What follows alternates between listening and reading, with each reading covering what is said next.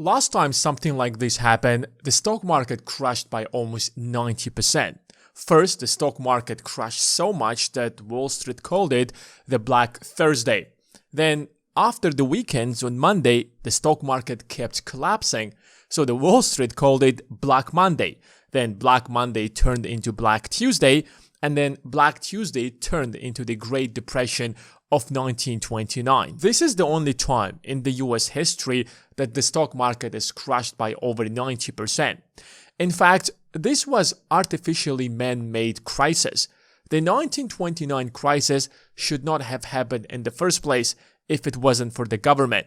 And it seems like we are repeating the exact same mistakes right now, and we might end up with the exact same crisis, as if we haven't learned anything from history. If the stock market will crash as much as it did back in 1929, the stock market is going to freak out.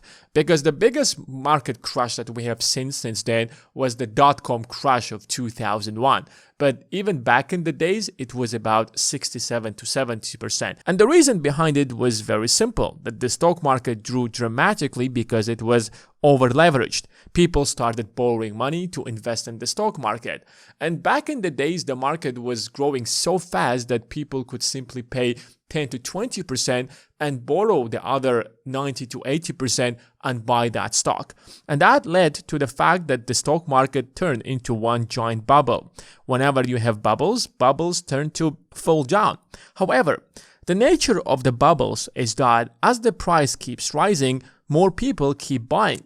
If you look at this graph and you see that everybody is buying stocks and everybody is making money, it is very difficult to sit down and just watch how everybody is getting richer, and that's not you. So you start buying stocks as well. If you don't have the money, you start borrowing that money if you can afford that.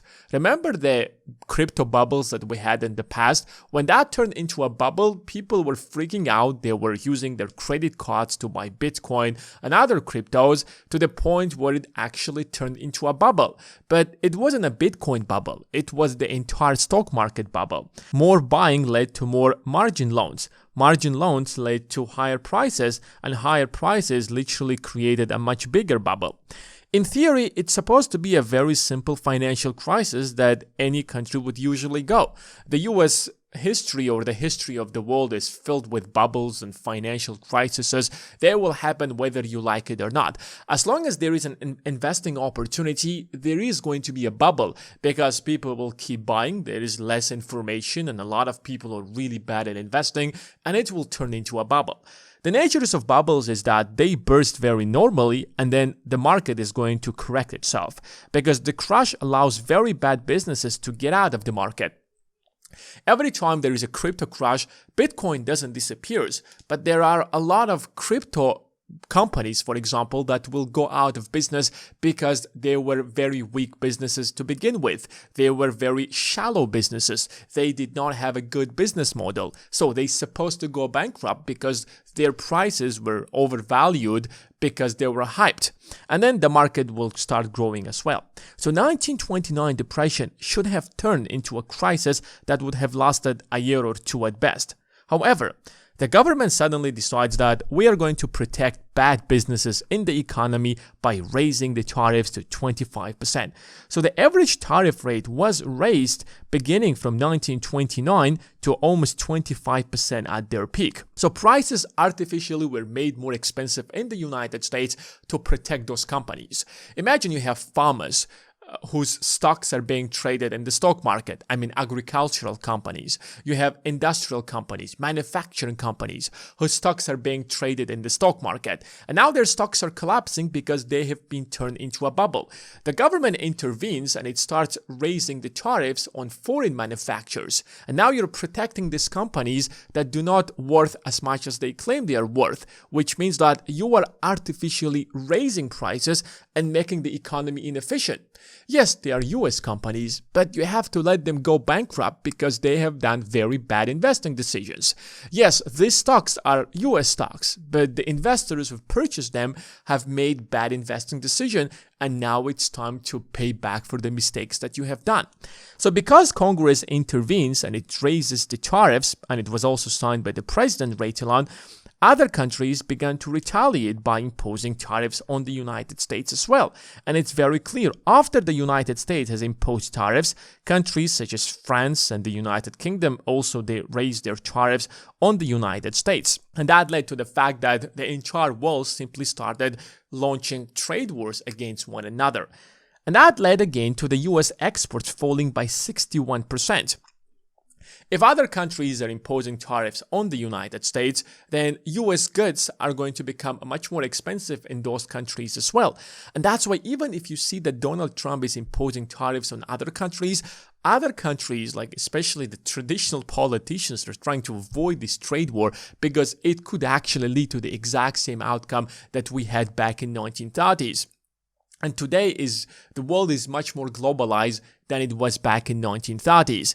So US exports fall down as well because United Kingdom, France and other countries raised tariffs on the US goods.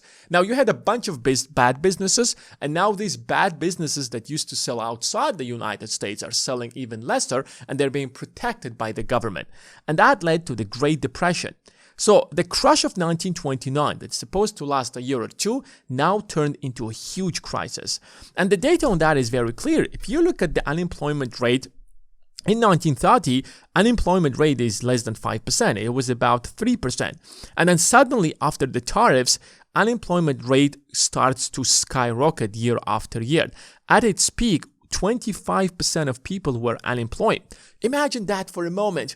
1 in 4 Americans does not have a job. They don't have jobs, they don't have money, they are not spending, economy is not growing at all. We have unemployment rate of 4.2% today, and people are complaining that they cannot possibly find a job. Imagine what is a 25% unemployment rate.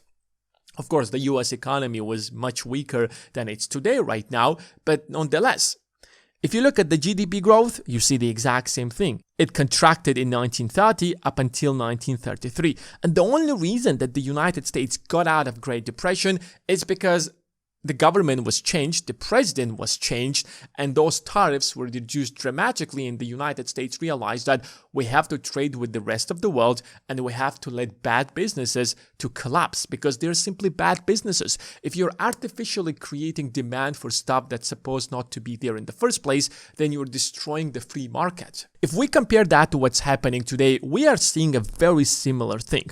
The United States is on the brink of another recession. Now, this could be just a simple recession.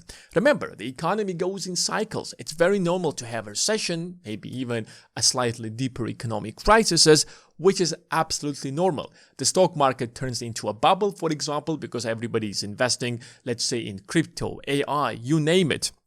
And then suddenly we realize that those businesses are not making as much money, so their stock prices must correct themselves. That's the first thing. Secondly, there will be a lot of bad businesses. Between 2020 and 2022, a lot of companies emerged out of nowhere and their valuations skyrocketed. Remember the company that's supposed to call itself Nicholas and it's supposed to compete with Tesla, and then suddenly in 2022, when the era of cheap money ended, these companies went bankrupt? That is what's supposed to happen with bad businesses every single time. When you prevent that from happening, then you're going to have a very inefficient economy. It's not just a recession this time, it's also a stagflation, as I have explained in the previous video, that prices are rising on one side and the economy is slowing down, unemployment is rising. It's not there yet, but if another recession this time is going to hit, which is most likely it's going to do like every single time, and we're having 1930s style tariffs, what it's going to do to the economy? The exact same thing as it did in the past. The effects of tariffs are not going to simply change simply because we are in the 21st century and not in the 20th century. A tariff is a tax on things that you're importing, and other countries also imposing tariffs on the United States will have the same impact. So far, the European Union says that we're not going to impose tariffs. The UK also said that they're not going to impose tariffs on the United States. But what about China, that the US does not have a deal yet? What about Mexico? What about Canada? These three countries are the top 3 largest trading partners of the United States. Of course, the EU is as well, but we don't know the fact with the EU, because the deal that they made with the European Union is that they will purchase $750 billion worth of American energy in the next 3 years, which is not happening. And when that is not going to happen, let's say within the next 6 months, there is no progress or whatsoever, Donald Trump can simply say, I'm going to raise the tariffs again. The same thing with Japan, by the way, though those trade deals makes absolutely no sense or whatsoever. So when we have so much tariffs right now, it is going to worsen the recession that the US will face. And remember, the United States today is much more dependent on global trade than it has ever been in its entire history. If you pull out the top 500 US companies, you will see all of them are trading with the rest of the world. They're very deeply integrated. Take Apple, an American icon. You see their products everywhere. Take American car companies. You will see them all across the globe, not just in the UK and France and the European Union, but all across the globe. Pick up any company. And even if you don't have those companies that are in the top 500 largest companies in the US that trade with the rest of the world, you have local small businesses that trade with Canada, they trade with Mexico, they sell their products across the borders. And you don't have a deal with Canada and Mexico. If a recession is going to happen and we're protecting bad businesses, businesses are going to suffer and consumers are going to suffer, and it's also going to lead to less exports unless these tariffs will be taken away. And I don't think that Donald Trump is going to back out from his plan and will continue to defend the tariffs because it was his main economic agenda. The only person that will take away these tariffs, and I firmly believe that it's going to happen, just like it happened back in 1930s, Hoover introduced the tariffs because of the Congress, and then Roosevelt was elected the president in 1934, if I'm not mistaken, or 33.